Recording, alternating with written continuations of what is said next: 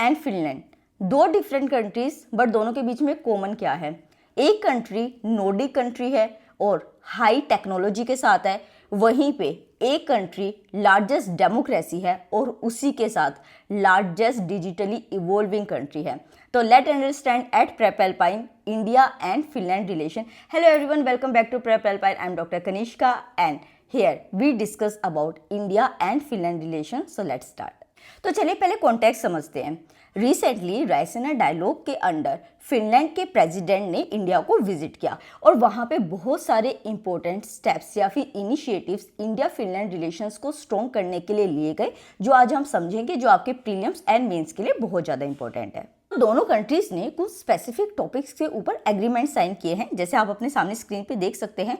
On migration, green energy, digital technologies, startups और उसी के साथ ट्रेड और इन्वायरमेंटल कोऑपरेशन को भी एक्सपेंड करने की बातें की गई। तो इसको आप बिल्कुल ऐसे समझेंगे कि जैसे अगर दो कंट्रीज इंटरेक्ट करते हैं तो उनके बीच में मेन क्या चीज़ होती है? ट्रेड होता है।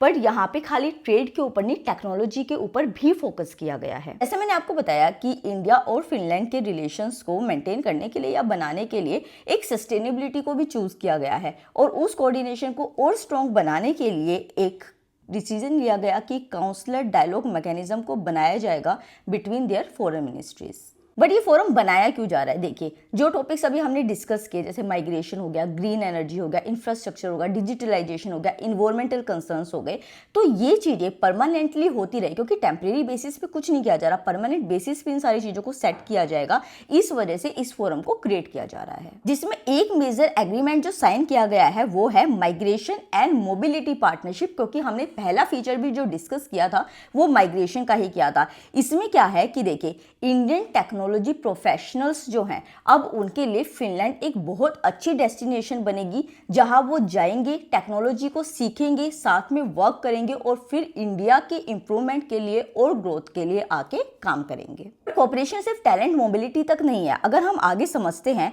तो जितने भी इन्वायरमेंटल कोऑपरेशंस थे, जैसे मैंने आपको बताया कि उसको एक्सपेंड करने की बात की गई थी, तो उनको भी रिन्यू किया गया है और उसमें जो ये सस्टेनेबल सॉल्यूशंस हैं उनके ऊपर क्या क्या वर्क किया जाएगा और किन किन सेक्टर्स के ऊपर वर्क किया जाएगा। तो बायो एनर्जी के ऊपर वर्क किया जाएगा, second waste to energy systems के ऊपर वर्क किया जाएगा, थर्ड ग्रीन हाइड्रोजन के ऊपर एंड फोर्थ रिन्यूएबल एनर्जी, जैसे कि विंड एनर्जी हो गई, सोलर एनर्जीज हो गई, इन सबको लिया जाएगा। तो आपको ये वाले सेक्टर्स याद रखने हैं। देखिए, एक चीज आपको याद रखनी है कि क्या न्यू इनिशिएट किया जा रहा है, एंड सेकंड आपको ये याद रखना है कि किस सेक्टर में आगे एक्सपेंड किया जा रहा है। और एक्सपेंड किया जा रहा है तो वो चार सेक्टर्स कौन से हैं इन्वायरमेंटल कंसर्न्स के, जिसमें इंडिया एंड फिनलैंड जो है वो साथ में वर्क करेंगे। अगर आप और कंट्रीज को देखेंगे तो आज देखेंगे कि ठीक है, सबके बीच में ट्रेड रिलेशंस तो हैं पहले से पहले, अब उन्होंने थोड़ा सा एक स्टेप आगे बढ़े हैं और टेक्नोलॉजी के बीच भी रिलेशनशिप बना रहे हैं, ठीक है। बट इंडिया फिनलैंड के केस में ऐसा नहीं है। अभी जो टेक्नोलॉजी एग्जिस्ट करती है,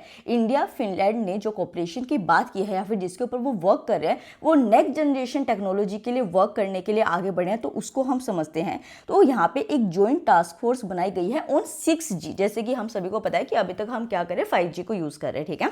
बट इंडिया एंड फिनलैंड ने डिसाइड किया है कि वो 6G के ऊपर वर्क करेंगे, जिसमें कि यूनिवर्सिटी ऑफ औली फिनलैंड के अंदर और उसी के साथ Bharat 6G alliance in India, इन दोनों ने कोऑपरेट किया है। और सिर्फ इतना ही नहीं, इन दोनों कंट्रीज ने कुछ और फील्ड्स के ऊपर भी वर्क करने का डिसाइड किया है, जैसे artificial intelligence, quantum communication, third high performance computing और उसी के साथ 5G एंड 6G टेक्नोलॉजीज। तो क्या होगा कि आपसे ये पूछा जा सकता है, आपको ये सारे ऑप्शंस दे दिए जाएंगे और फिर पूछा जाएगा कि इंडिया एंड फिनलैंड के जो रिलेशनशिप या फिर जो कोऑपरेशन अभी साइन हुआ है, एग्रीमेंट जो साइन हुआ है, वो किस किस फील्ड के ऊपर हुआ है, तो आपको भी अच्छे से याद रखना है। और जैसे मैंने आपको शुरू में भी बताया था कि स्टार्टअप के ऊपर भी वर्क किया जाएगा। देखिए, आपको ये समझना है कि जब हम कभी भी कोई एग्रीमेंट करते हैं या फिर हम किसी भी फील्ड में आगे बढ़ना चाहते हैं, तो हम क्या सोचेंगे कि हमें स्टार्टअप्स को एक मौका देना चाहिए। और फिनलैंड जैसी कंट्री जो कि बहुत छोटी कंट्री है, तो वहाँ पे आप समझ सकते हैं कि स्टार्टअप्स को कितना अच्छा मौका मिल सकता है वहाँ जाके। और इंडिया में तो अभी स्टार्टअप सिस्टम्स जो है वो कितने ज़्यादा ग्रो हो रहे हैं।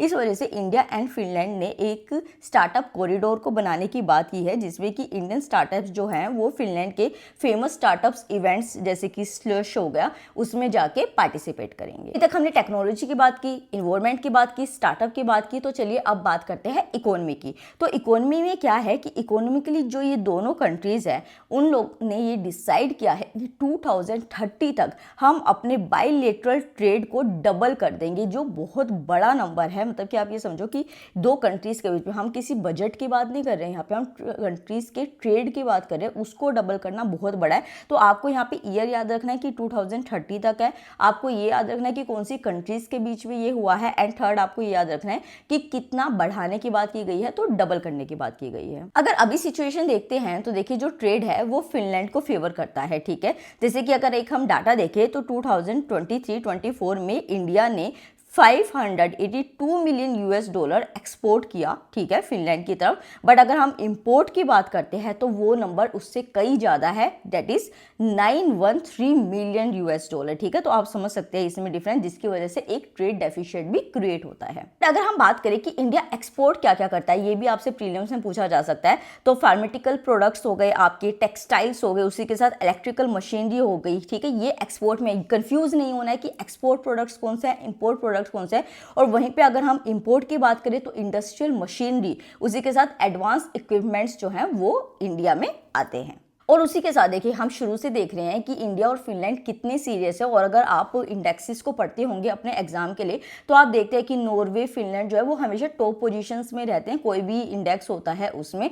तो यहाँ पे सस्टेनेबिलिटी के ऊपर बहुत फोकस किया गया है। इस वजह से दोनों कंट्रीज ने एक को होस्टिंग कर रहे हैं, वो किसकी, world circular economy forum in India के अंदर, जो 2026 में होगा और ये मिनिस्ट्री ऑफ इन्वायरमेंट के थ्रू होगा, ठीक है। तो आपको ये भी अच्छे से याद रखना है, ये आपसे डायरेक्टली पूछा जा सकता है कि ये जो फोरम होगा ये किन कंट्रीज के बीच में है, ठीक है। तो चलिए थोड़ा डीपली इस चीज को समझते हैं। हमने सारे फीचर्स तो समझ लिए। तो इंडिया और जो फिनलैंड की रिलेशंस हैं वो जितने फीचर्स हमको देखने को मिले तो बहुत प्रोमिसिंग हमको वो लग रहे हैं। जैसे कि सिंपल सी बात समझ लीजिए, एक एग्जाम्पल लेके चलते हैं कि फिनलैंड जो है वो बॉर्डर किससे शेयर करता है, आपके रशिया के साथ, ठीक है। और आपको पता होगा अगर आप डायरेक्टली मतलब कंटिन्यूसली बेसिस पे करंट अफेयर को पढ़ते हैं कि फिनलैंड ने अभी रिसेंटली नाटो को भी ज्वाइन किया, ये भी आपका प्रीलिम्स का पॉइंट है, ठीक है। तो यहाँ पे आप ये देखेंगे कि फिनलैंड स्ट्रांगली सपोर्ट करता है वेस्टर्न सैंक्शंस अगेंस्ट रशिया, ठीक है। इस चीज को भी आपको याद रखना है, ठीक है।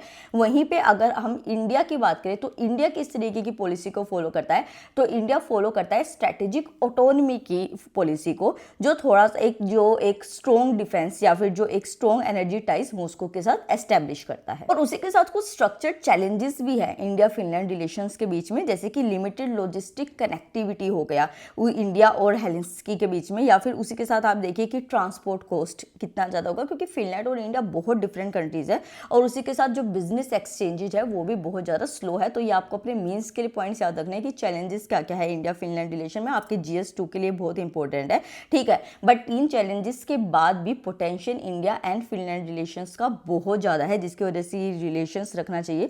तो आप ये समझिए कि अगर मान लीजिए कि अगर India EU free trade agreement जो होता है उसके लेवरेजेस को लेना चाहता है, बेनिफिट्स को लेना चाहता है, तो उस टाइम पे उनको अपने स्किल स्टैंडर्ड्स को यूरोप के साथ मैच करना होगा। इस वजह से फिनलैंड के साथ रिलेशंस इंडिया के बहुत ज़रूरी है, जो टेक्नोलॉजी फिनलैंड से आएगी, ठीक है। आई होप आपको इंडिया फिनलैंड का ये रिलेशनशिप और ये जो अभी जितने भी एग्रीमेंट साइन हुए बहुत अच्छे से समझ आए होंगे। ऐसी और वीडियोस को देखने के लिए आप हमारे चैनल को सब्सक्राइब कीजिए। आप हमारे टेलीग्राम चैनल पे जाके सारे स्टडी कंटेंट को बिल्कुल फ्रीली देख सकते हैं, और उसी के साथ आप हमारी वेबसाइट पे जाके हमारे बहुत अच्छे ऑफर्स को फॉर UPSC एक्सप्लोर कर सकते हैं। Thank you so much.